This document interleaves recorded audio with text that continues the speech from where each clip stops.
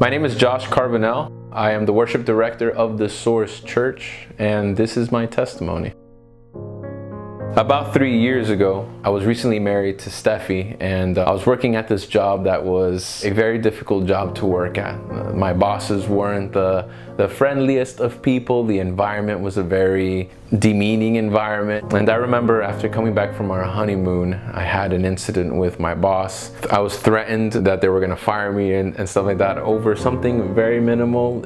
It was ridiculous. I remember my wife, she called me and she told me, "You're going to quit that job immediately." So I did, because I hated it. It was terrible. And I knew that there was going to be opportunities in the future. I knew that I was going to be able to find another job. In my mind, I was like, I got this. I can get another job. Unfortunately though, it was probably 3 months of the most depressing months of my life. I had 3 months that I was not working. I was doing some side jobs, side hustle, you know, trying to make some income on the side, but it wasn't too successful. Steffi had a job as a personal assistant, which wasn't the greatest, but we were hanging on. In that 3-month period, I had about 4 different interviews with 4 different companies. I had applied to about 20 different jobs. I swore that my resume was great, but I guess it wasn't. And in a way, it kind of hit me. I started thinking like, maybe I'm not as talented, maybe I'm not as good as I thought that I was as a worker. I remember one day I was taking a shower. I was praying because, I mean, who doesn't pray when they're in the shower? Guilty. And I was praying out to God, pleading with God, asking Him, why was this happening to me? After the countless amount of years that I've dedicated to serving God, to serving the church, to helping out several ministries around Miami and stuff, like, I'm thinking to myself, like, I am working my butt off to serve you because I truly believe in you. I truly love helping other people find hope and purpose in their life. Why is it that when I'm struggling, when I'm going through this, you are not answering? So I remember that I went to go apply for this dream job, that I thought that this was the dream job as an IT tech in a warehouse. And they're offering me like $10 an hour.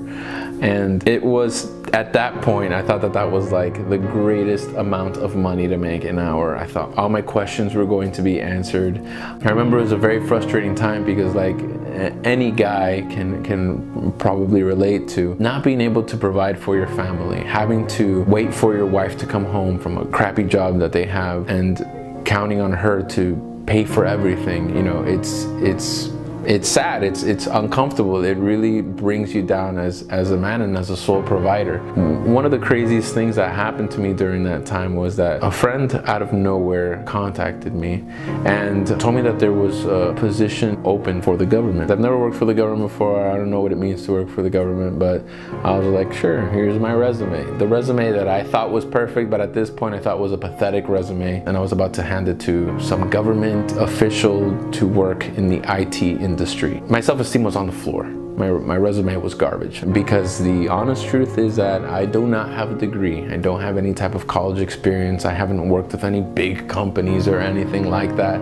You know, and I was like, okay, here you go, man. Thanks for the help. I doubt anything is gonna happen with this. But as you can imagine, I got a response back after 2 months of me sitting around continuing to do side hustle, side work and stuff like that. And the government is slow even when it comes to providing work. And I could not believe it. And I remember this day like it was yesterday, because I was finishing up my youth group lesson on faith or providence. I remember that I received a phone call and I had set up the ringtone for the interviewer that was gonna interview me for the military march. So when I heard a military march coming out of my backpack, I was so confused. I was like, what is this random ringtone coming out of my backpack? And then I remembered, hold up, that's the person that interviewed me. I answered the phone and I said, hello, who's this? And they told me, hey, we have an offer for you. And the offer was way more than $10. You know, I am still amazed to this day that I have the opportunity to work for the government after thinking that my dream job was going to be as an IT in a warehouse. It's amazing to see that God had a master plan and I was not aware of it. It's amazing to see that going through all of this trouble, pleading to God for an answer and asking Him why He wasn't giving me what I thought was my dream job. I'm looking back at it, I didn't have the patience, I didn't have the faith that God knew what He was doing. that God knew the struggles that I was going through, that God knew that I wanted to provide for my family, that I have to provide for my family. He knew all of that. But my flesh, and a lot of times as humans, we get anxious and we want to figure things out on our own, and we'll go ahead and do our own thing. And I only imagine if I would have persuaded with this company and completely ignored what God had in the future for me. And the craziest thing is that 2 weeks ago I was offered a different contract within the government, but I was offered a different job that's paying significantly more, with the possibilities of growth, and God provides yet again. And I thank God. And if anyone is struggling through that, if anyone's anxious because their prayers aren't being answered, I say, continue to dive into the Word, continue to build that relationship with God, because truly He is the only one that can open up your understanding. I'm so grateful to God that He is taking care of me, and I know for a fact that He's taking care of all of us. We just don't see it sometimes.